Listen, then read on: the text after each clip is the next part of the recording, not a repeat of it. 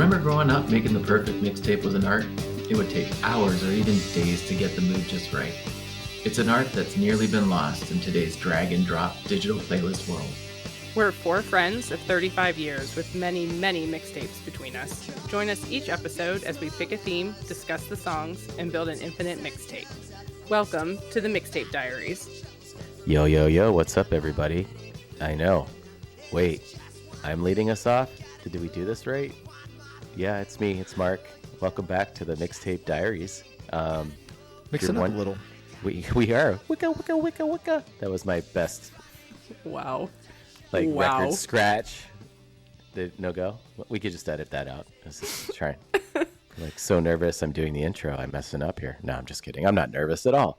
The format's a little weird, eh, friends? Yeah, that's because our good friend Newell is still taking summer vacation, and Carla and Brad and myself are just bored out of our skulls and thought we'd share some more music we've been listening to. So we're going to do another mixed bag.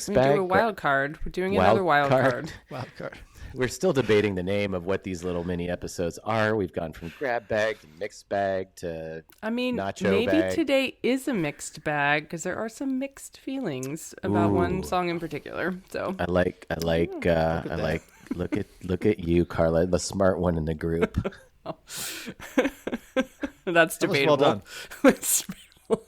Actually, Carla and I combined. I think Carla and I combined aren't as smart as Brad, but you know, It's true. at least on certain things. We try. Don't put that on me. Too much pressure. I couldn't even recognize myself in a picture that Carla sent yesterday. But you looked ripped, though. I think that was why. I was like, who is that guy standing next to Mark and Brad in that picture from 1992? Yeah, we looked And I was good. like, who would they have been spending time with on the beach? I'm like, sitting there, I'm like, who is that? It was meanwhile, me. Yeah, Good I think Lord. it was out front of your grandparents' condo, too, I think. Probably. Well, no, it must have been Hilton Head. If It was you Hilton can Head. Yeah, picture it would have been Carla. Hilton Head. It was Hilton Yeah. Head. Because Mark Oh, and those- I did that trip with you guys one Yeah. year. Oh, that was our bonding trip, It Carla. was. Do you remember we were riding down in a convoy and we would do convoy trivia and we play that little New Order clip to intro it over the CB radio? Yep. I sure do. That was fun. That was a Tia very was fun the trip. sugar spun squaw. Mm-hmm. Yeah. You were Karma Carla. I was Karma Carla. Captain Canuck over here. And then you were Toucan Sam, I believe, was your call name. I think that's right. That's right. Yeah, that was a great trip. Basically, half our town drove to Hilton Head for a week together. But you guys Those used are the to do days. that every year. It was, right? Yeah, we went down there a lot. Yeah, it was our whole street would go. And I met Kate down there. Kate was down there, so we hung out together. I don't know. That might have been the first time you guys met my future wife. I think we just freeloaded that trip, Carla, because we were just there. I actually don't even think your parents realized we were in the car until we hit maybe Tennessee. Well, your Right. dad That knew sounds when about he right. had to take Tia and I out of a bar because I was very much underage. Was that Wild Wings? Oh, wow. And he was like, "Wait a minute, who's this? Who's this person? Yeah. How'd she get here? Why do you guys have all these buckets of beer in front of you?" Why am I responsible for you? That's great. Those were the days. I remember gutting through a lot of Neil Diamond in the back seat of that Lincoln. Yeah, because your Walkman batteries would only last so long, and then you had to deal with what was in the tape deck. Tia Yeah. and I were in a separate car though, and we were listening to either the Doors or the Stone Roses, like the entire. Oh, and Cocteau Twins, like the entire time. That sounds right. Mark's representing with the Cocteau Twins T-shirt. We were not so lucky in the Lincoln Continental. That's right. I forgot about that car. Wow. The pearl white Lincoln Continental. Should we talk about some music? Maybe We should. maybe a few little morning announcements, as in if you like us, thumbs up us, all those things. right? I don't usually do these announcements. Yes, so please rate us, give us 5 stars, review us, share this podcast with all of your friends. And anything that you do in regard to that helps us get this podcast out to more people. And we want more people to, hear our random stories. It's great. Yeah, at the rate we're going, we will not be able to quit our jobs until 2096. That's very true. So I think we're please losing money on this. I think so. yeah. One other thing to mention, by the way, there's a playlist that we add all these songs to. It's on Spotify, it's on Apple Music, and we load it up, right? Every song we talk about goes in that playlist, and you can listen to it. You can shuffle it up like I like to do. You can play it straight through and get the history of the mixtape diaries from soup to nuts. Go for it. The only thing you can't do is listen to it backwards and hear the subliminal messages, because that's just not possible. Right. But we are getting into your heads and slowly taking over. You are sleeping. You do not want to believe. You are sleeping. You are sleeping. You do not want You to do not believe. want to be asleep. You are writing a review. You do not want to write the review. Give us a thumbs up. Anywho. Oh, wow, guys. We need Bob. Yeah, wheels are falling off. Right? We need Bob to keep us on the rails. Who's going to go first today on this? Wait, what are we calling this again? This mixed bag of tricks. Should we foreground the conflict? Should we build to that? Fight first. Let's fight first. We can go chronologically. Okay. Right? Which would be you, and then Mark, and then me. So I guess I'm the guy who starts. I'm not the guy who starts the fight. I'm the guy who wanders into the room and gets cold cocked. I think that's what happens here. I actually think you're very true. I think I'm usually the guy that starts the fight. But at least my mouth does. Mm-hmm. When you walk into the room with Ani DeFranco, you started the fight. When you walk into the room with the Flaming Lips, right, you were just a reasonable person in a room. So the track here is 1 billionth of a millisecond on a Sunday morning from 1987. This is very, very early Flaming Lips. I've actually reached back and picked up some of their mid-1990s records that I like a lot. Transmissions from the Satellite Heart, Clouds Taste Metallic. That's really good stuff. Very well reviewed on AllMusic, so I went out and got it, and I've played it a lot. Mark, you should give those records a listen. I gather from the green room discussion, you're not into Yoshimi and that kind of stuff, Soft Bulletin. This is very different sounding music. It's just good, trippy rock and roll. Nothing epic, no 9-minute long songs with extended jams like we're looking at here. I think you'd like it. I'm going to send you some cuts off of those records and you can tell me what you think. But this track is off their 1987 record called Oh My God, GAWD, almost 10 years before what I would be inclined to treat as early Flaming Lips, right? Pre-Soft Bulletin Flaming Lips. So this is early. The way I found this song was I bought a copy of Q Magazine at some point, like 15 years ago, 20 years ago. And right, that's English rock magazine that I would tend to agree with more than Rolling Stone or Spin or whatever.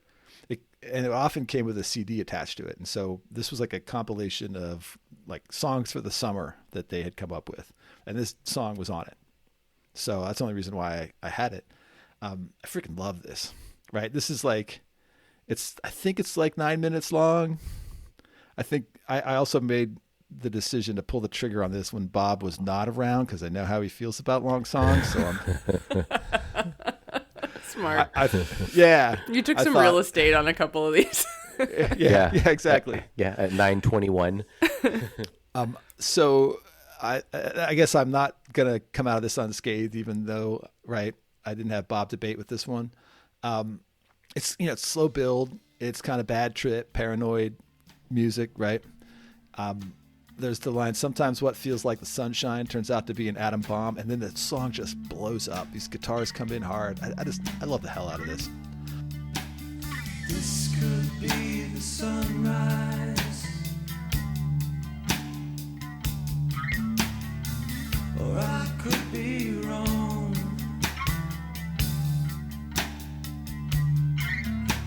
'Cause sometimes what looks like the sunrise turns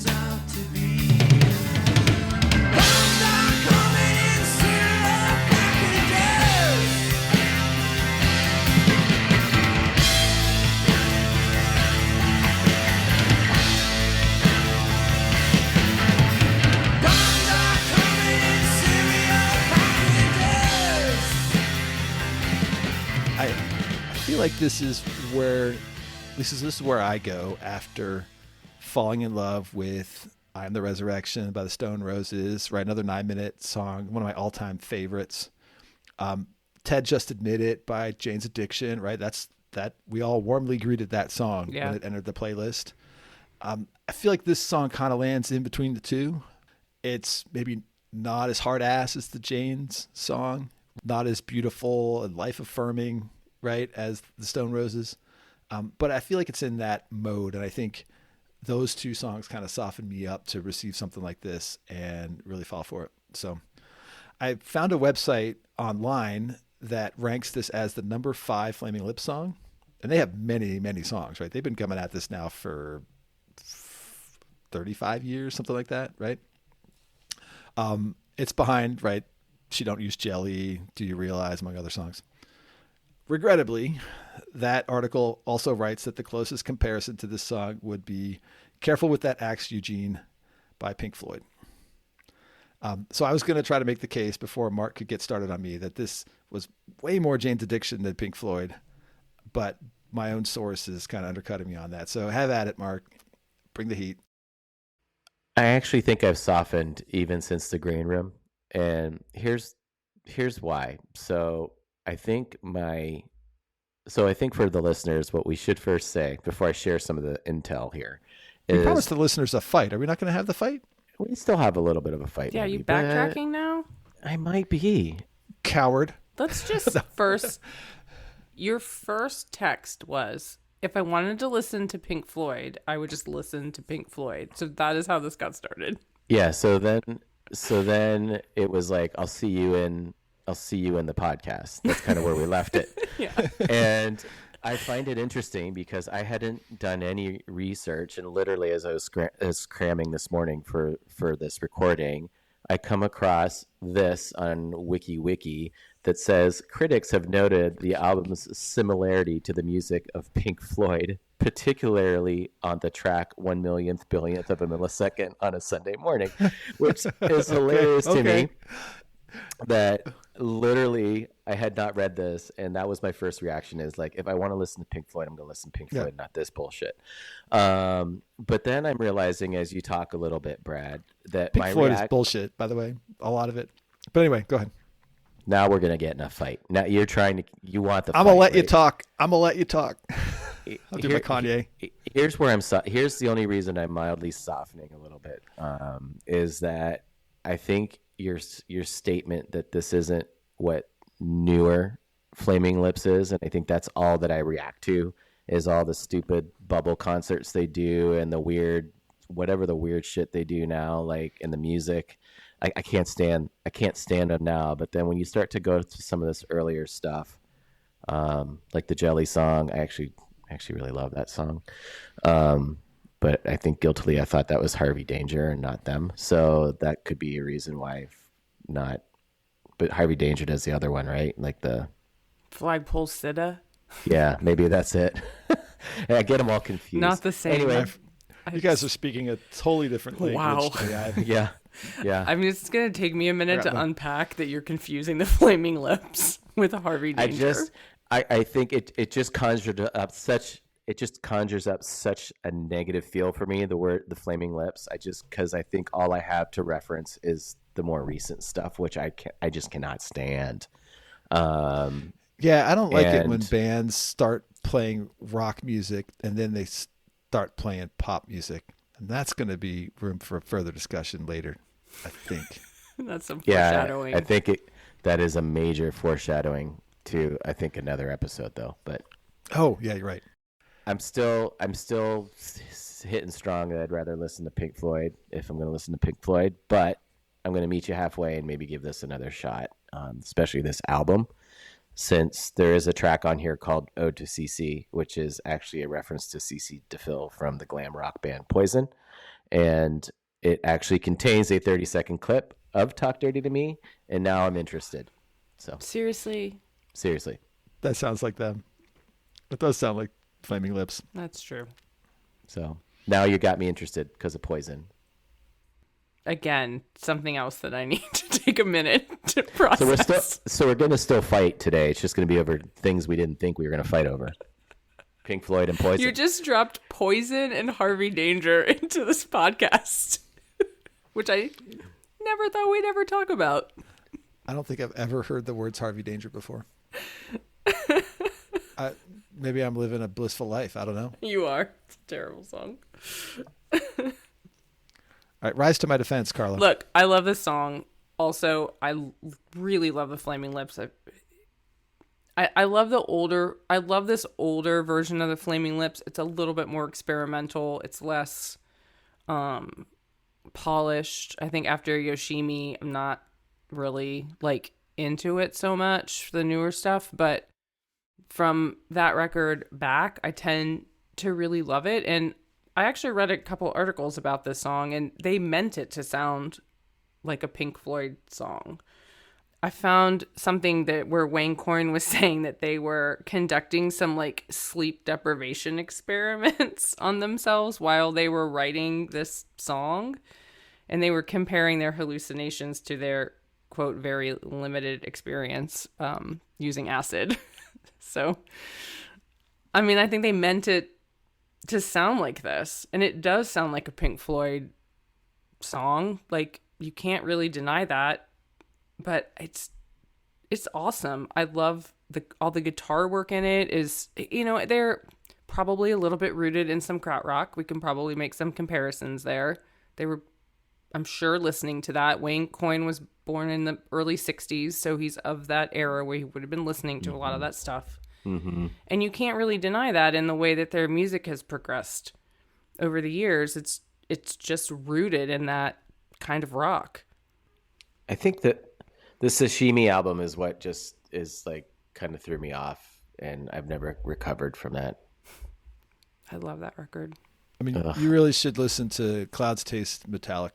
It's just a really fun listen, and the guitars. I feel like I don't know. I feel like the guitars here are harder, and the drums more interesting than a lot of the Pink Floyd I've heard. I mean, I love going downstairs and playing this on the drums. It's kind of boring. You just sit through the first 2 or 3 minutes before you actually get to do anything. but when you do it, man, they light it up. So, all right. So I hear you. I don't know. Maybe we brokered a piece a little bit here. You're getting me to go back and listen to this album. So I'd say that's a pretty good olive branch at this point. Oh, geez. I mean, I've never played anything off that album except for this track, but this is the one. Yeah. I go back to this a lot. This is the one. I really love to see them live. I don't know if you guys have ever seen them live, but I've seen them a handful of times, and it's always a party and just really fun. And the musicianship is terrific always. And I mean, they have some gimmicks that happen every single time, but it's just part of it. I had tickets to see them twice, and I saw them once. The time I didn't see them, I was coming back from when we were in Texas, Mark, to see the Texas game. And I was sick as a dog, and I lost my car in central parking at Logan Airport, and it took me 90 minutes to find my car. And I was like, I got no energy to go to this show. That was 2005, and then I actually saw him last year. So, or no, it was 2006, right? So 16 years later, I finally saw him. It was a good show. It was a fun show. I mean, it is pretty interesting. Like this particular album, like reading here, the first track opens with a quote: "Take this, brother, may it serve you well," from the Beatles' Revolution 9. The last track closes with a loop of the phrase "Turn off your mind, relax," which was sampled by the Beatles' "Tomorrow Never Knows."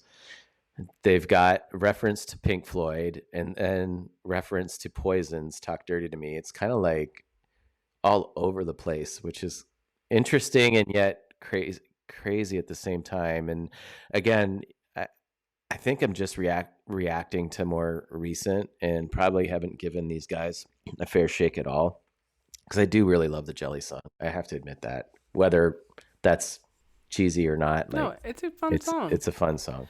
But I think this like mix of all these different, the Beatles and Poison and all this stuff, like I think this is what you get when you have a band that's been playing music together for like 40 years. Like there's a lot of history here and a lot of influence that has played a part of it from the beginning. So it's diverse in what their influences are and what ends up on that records.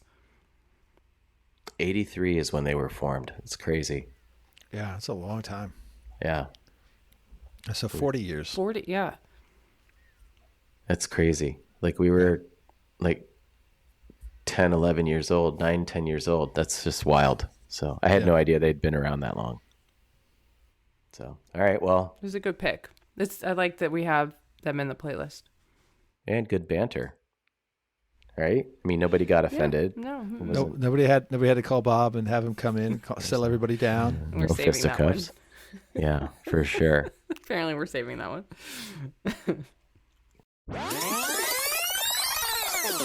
Who's going next? Mark, I think it's you. Am I going chronologically here? Yeah, we may as well. All right. Well, I've selected a band from the year 1995, and they are known as Plumtree. And the song I selected by Plumtree is called In the Sink. It was off their debut album, Mass Teen Fainting.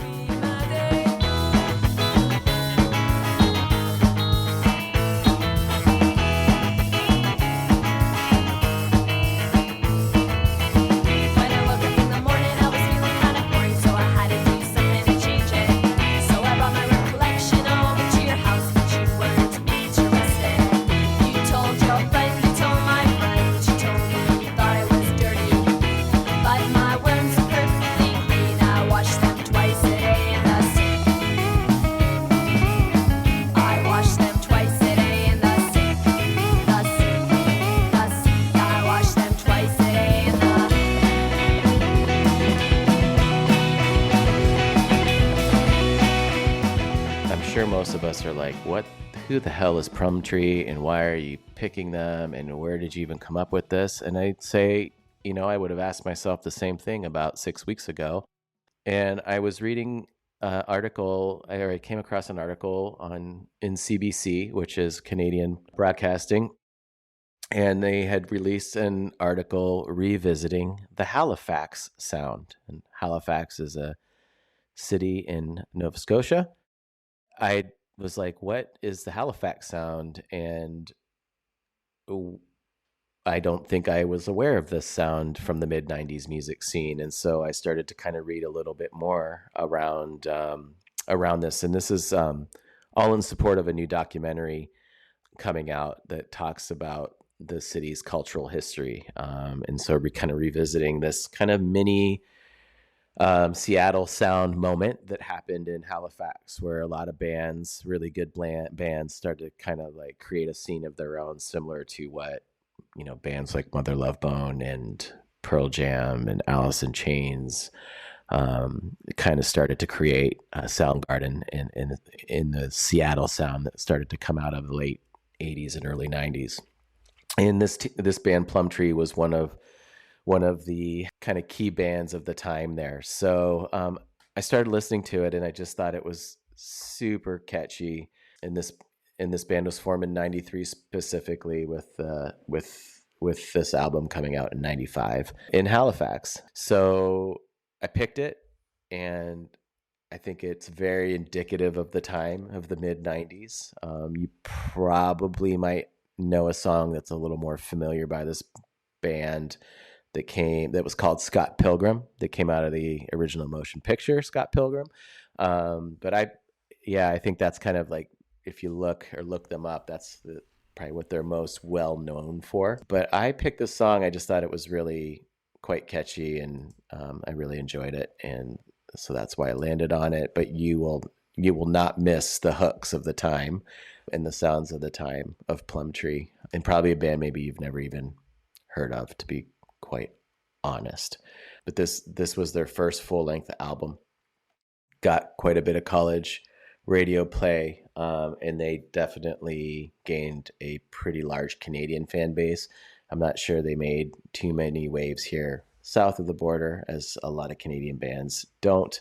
But I think that's all I'll ramble out, and just kind of curious to kind of hear what you guys thought about it, think about it. But I thought it was super indicative of the time, super catchy, and kind of right up our alley for the playlist.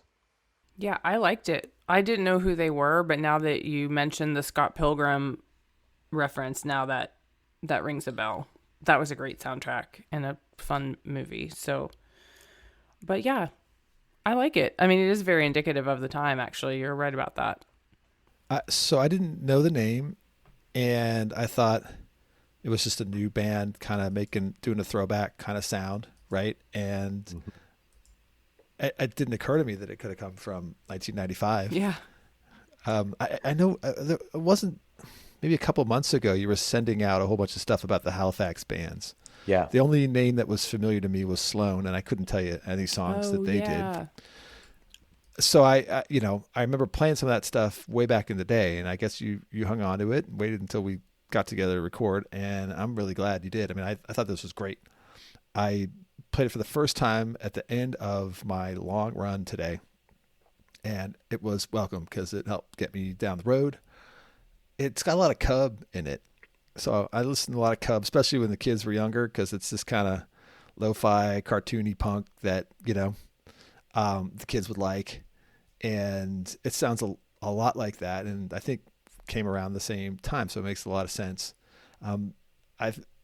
I hear some Green Like Me guitars, there's the electric guitar playing over the more kind of strumming rhythm stuff, and that's what it brought to mind for me. Yeah, I think, and that's kind of, I think, what I'm drawn to it, like the sound, as I was reading more, kind of about the sound, the sound of Halifax, the city, had this like jangly guitar sound, and I think you're definitely responding to that, like jangly guitar sound that even like a Brent in the February's had, and it definitely was indicative of like jangly hints of shoegaze, like it's in there, but then a little bit of the edge of that grunge sound that was going at the time as well. So there's some metal undertones there depending on certain tracks. I just feel like it was such the time, right? When you think about 93, 95, like especially those like that 2-3 year period where like I feel like there was just a lot of bands, and then I think Canada and specifically, I feel like a lot of rock bands that come out of Canada definitely have a harder sound to them. I just think Canadians, for some reason, like harder sounding rock. Even while that Tragically Hip mellowed, there's a lot of heavier Tragically Hip tracks out there as well. And Sloan, and there was another band called Jail at the time in the Halifax scene that they just kind of had this sound to it that was like a janglier version of grunge and the Seattle sound, and I actually think I like it a bit better. So if it's not the Seattle sound, I like it a lot better. And the less you say about the Seattle sound, the more likely I am to listen to it.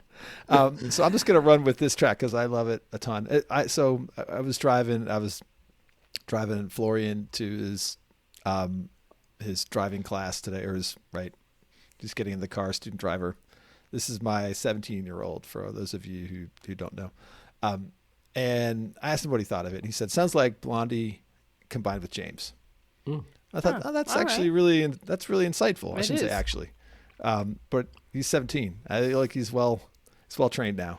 Good job. Good parenting, yeah, Brad. Really good parenting. Bravo. Take the rest of the episode off. Yeah, seriously. The instrumentation is like very early James. Like he keyed on that, and cool. I'll take that. I'll take that any day. You combine those two. Just gives me hope that there's a 17-year-old out there in the world that's actually listening to James or Blondie. So like, I think, again, I don't think we should like pause on that kind of parenting, because it's really like, it gives me hope for the future.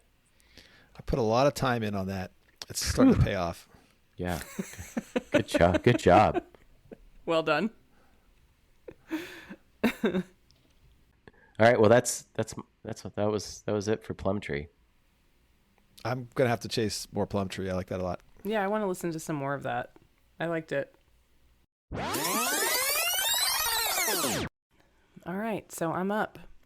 So this was a little bit of a swing for me, because this isn't normally the kind of music that's like in my wheelhouse, but sometimes I like a nice palate cleanser from all the other harder rock and distortion and things that I listen to. So on this one, I picked a newer band, Peter Cat Recording Company, and I chose this song Floated By from their record Basmela, which came out in 2019.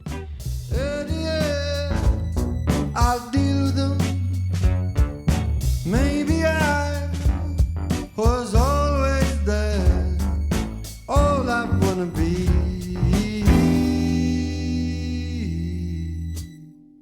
is something so good.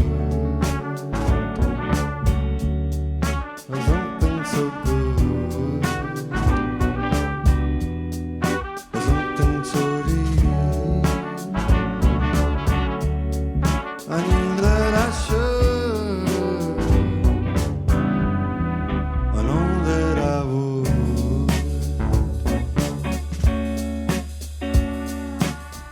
So Peter Cat Recording Company is a Delhi, India-based band that formed in 2009. I honestly hadn't heard about them until we were up in Youngstown last month, and our friend Sam was playing this album over that weekend, and I really liked it, and I just have continued to listen to it. It's just one of those nice, like I was listening today while I was cleaning out this guest room, and it's just like a nice listen. So I don't really know how to categorize this band. I found an interview with them in Variety, and like literally in the title, they call them a psych rock band, which they are very much not a psych rock band. So I don't know how they're categorizing that.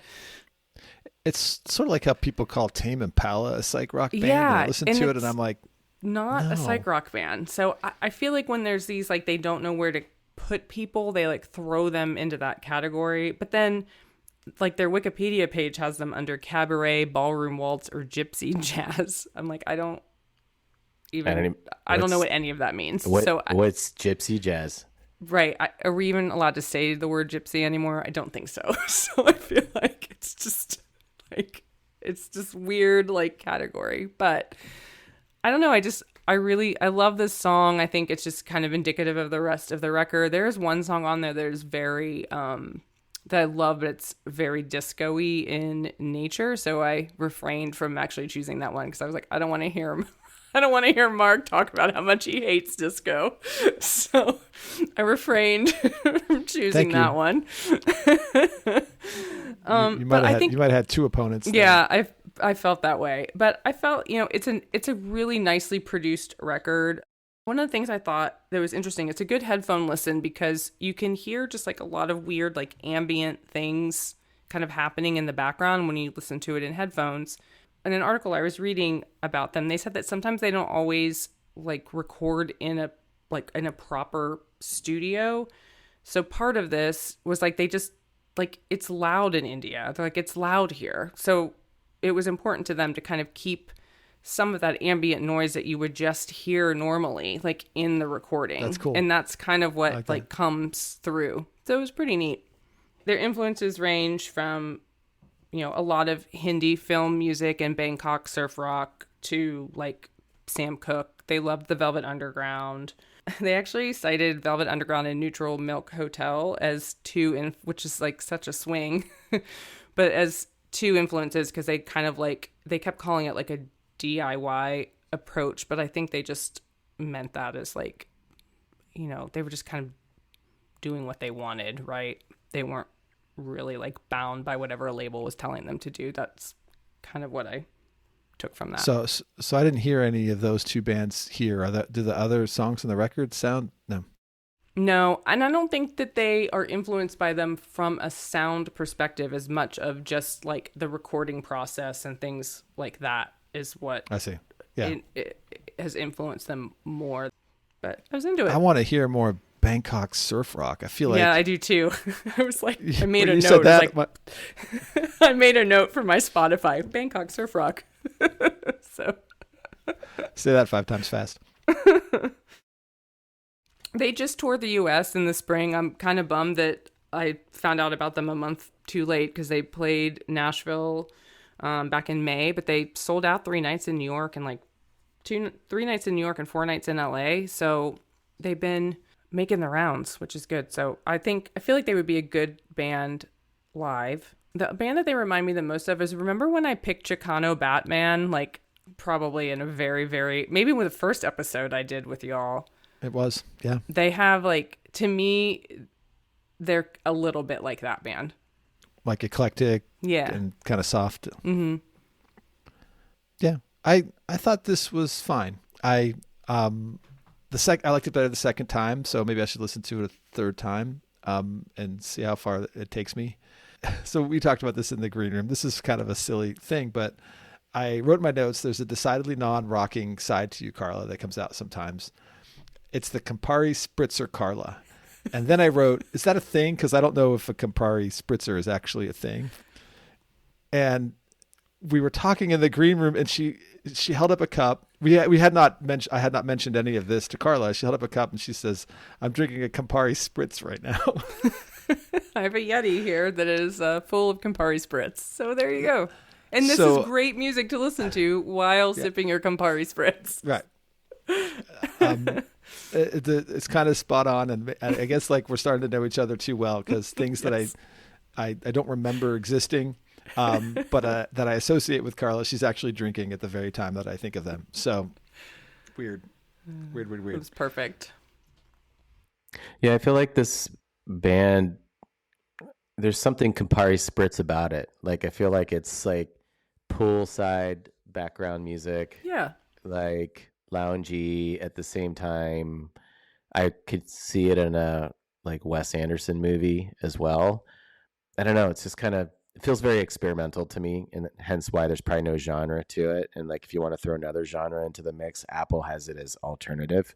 So I guess that's Apple Music's way of like. I saw that too. It's like they just don't throw know. up your hands. Yeah, like, I don't know where it's whatever. I don't know where to put this, so I'm gonna call it alternative, which is fine. But it's catchy, and there's horns and jangly guitar in this actually as well, and I'm a sucker for horns, so I really like this song. It's jazzy. It's it's kind of got everything going on, which is interesting. Yeah, I found it catchy and enjoyable. I mean, I think in typical Carla fashion, you bring some pretty obscure left fielders in that I don't know what I'm listening to at first. I don't know what to think, and then if I leave my mind open, they tend to settle in. Chicano Batman's like kind of another one, which took me a few listens before I got comfortable. Liz like, "Oh, I love this. What is this?" Yeah, I remember you not liking it so much. Yeah. Now in a playlist, I'm there. So I think when you think about the and honestly, for the listeners, Carla's been doing this for decades. The rando songs that make it into her mixtapes and now into the Mixtape Diaries playlist really add to the depth of the listening experience. And while I don't know that I would find myself listening to an entire album front to back of these guys mixed in a strategic and subtle way in a playlist, it's really nice. And so I've got nothing else to say about it other than well played. Chapeau to you. Well, chapeau to Sam Gorant, because he's responsible for this one. That may be the more interesting conversation to have, because I could see you listening to this. This does not really sit in what I would consider Sam Gorant's wheelhouse of music. Sam is friends with their tour manager, so that's how he got to know them. So I think that's right. He did some mixing on their soundboard. I'll make sure I fact check that, but I think that's the connection. Did he do some of their lights for one of the Columbus shows or something, and so now he loves it? I remember him on Saturday night when I was driving you all home, and I'm going to be most likely to remember what was said than anybody else. He does know the tour manager, and I think had seen them a couple times. It's safe to say that Sam knows pretty much everybody. It is safe to say that, yeah. So anyway, he brought him up. I think he might have even played him while we were driving back into Canfield. We listened to it all weekend. Yep. Good stuff. So what I think what's interesting about this episode, so the last one was 3 songs from the same time period. These 3 songs could not be more different from one another at all. Very different. I mean, it's like unbelievably different. Mm-hmm. And I like that. Yeah. And we have room in our hearts for them all? I think so. Yeah. Mark. I mean, I would think so. Did I not say I'm going back to listen to the Flaming Lips album? Did. All right. You so, did. okay. All right. And you still put up with my Canadian stuff, so we're good. It's pretty. It's actually a pretty international selection of music. Canada, Delhi, and Oklahoma City. Yeah. Yeah, look at us. Eclecticism is our game. Yeah. Yeah. Put a genre on that. You can't pin us down, listeners, and stop trying. You can't genre me. You can't call me gypsy jazz. No way. What is gypsy jazz? Maybe you can get away with that, like you can get away with krautrock. Maybe. Yeah, it's probably the same. Hey, so but incidentally, did we mention Carla and I do a podcast about krautrock? And this episode is sponsored by Campari. There we go. You're hoping to get some free Campari like Midge Maisel with the dress in the last episode. Is that Heck yeah. Let's mention. It's also brought to you by Range Rover. All right, Yeah, guys. that's right. All right, well, that is our latest wild card, and we'll see you next time. Rock on, folks. Don't go gypsy jazzing.